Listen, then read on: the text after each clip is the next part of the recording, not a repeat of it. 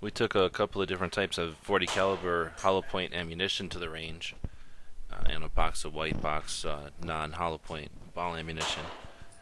We had planned to use a chronometer to check the velocities of these different types of hollow point through the short subcompact Glock and then the long competition style Glock 24 with the long barrel.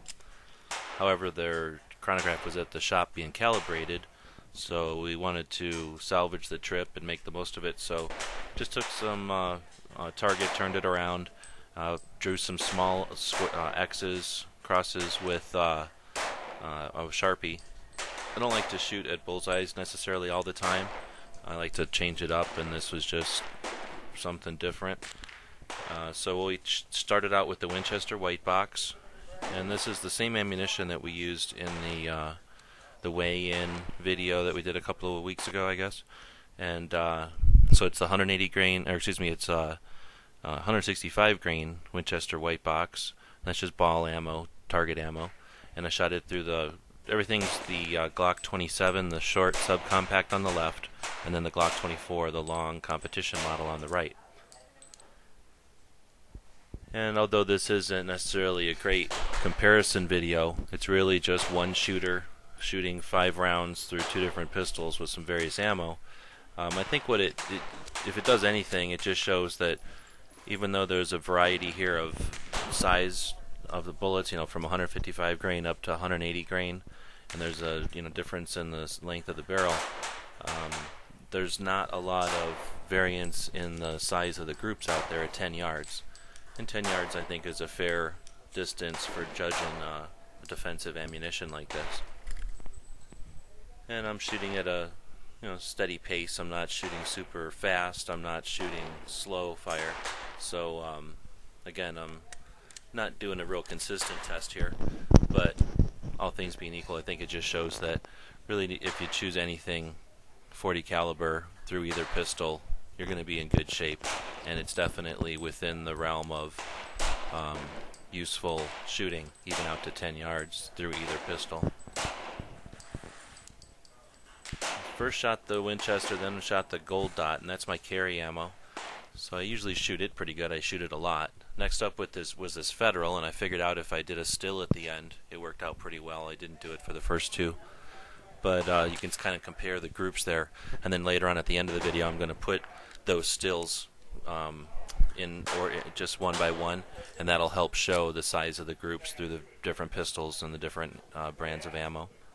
So this is just some 155 grain Federal jacketed hollow point, and it's not law enforcement ammo, but it's sort of factory seconds. It's the same stuff that they package as law enforcement issue, but it's, like I say, the factory seconds. For whatever reasons, it didn't meet the specs to go out in the actual box for law enforcement, so they sell it because it's not bad or anything.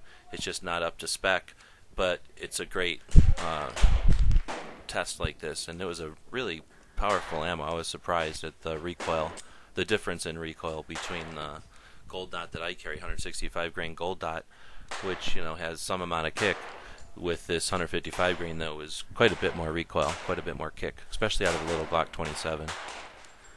Surprisingly though, whatever the combination of bullet size, shape, power, whatever, barrel length, it shot really well with this Glock 24.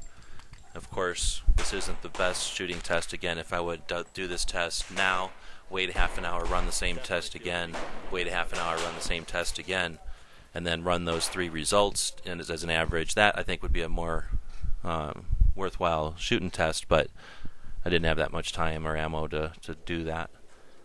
Next up was this Remington. It's also 155 grain jacketed hollow point, and it's actually some pretty decent ammo. Again, the 27 is on the left, and then the 24 on the right. I didn't want to use the Target cam out here at the public range. I'm too worried now about somebody else shooting it, so I just used we're using the JVC camera and just zooming out with its optical zoom, I guess. We just purchased some new lenses for it, so perhaps these videos will be a little bit more clear, or a little bit, we maybe can get a little closer in the future. But again, that Remington shoots pretty well through the 27. And I'll shoot it through this 24. And this is not the ported barrel. I don't usually shoot the ported barrel unless I'm putting it in there for a reason.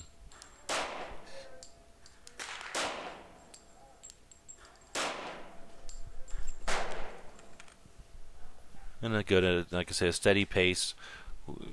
10 yards is maybe hard to picture. At the end of the video, I'll put a still up that shows somebody out there taping their target, and you can see, you know, the size of a person out there at 10 yards. So we're talking a decent combat distance or a decent defensive distance. If someone was that close to you with a knife, they would definitely be a lethal threat. Of course, I'm sitting at a bench, which gives me stability. You know, so again, this isn't necessarily the best accuracy video, but again, we're trying to salvage a trip to the range. And then last up is this Winchester Ranger. I think there, and this is 180 grain Winchester Ranger.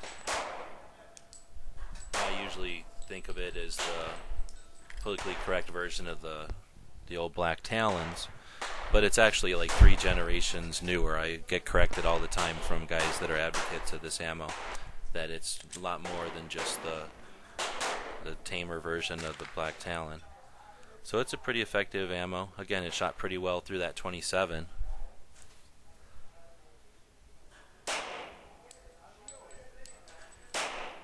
At least these first couple of shots are good through the 24.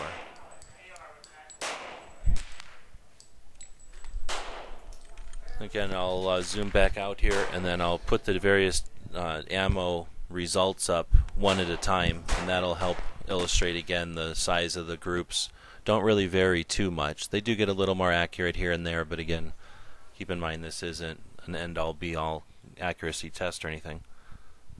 And then last up again is that picture of a guy out there taping the targets. You have an idea of scale at the kind of distance we're shooting. So hopefully this was interesting. If not, stay tuned. We are going to get a chronograph here in the future.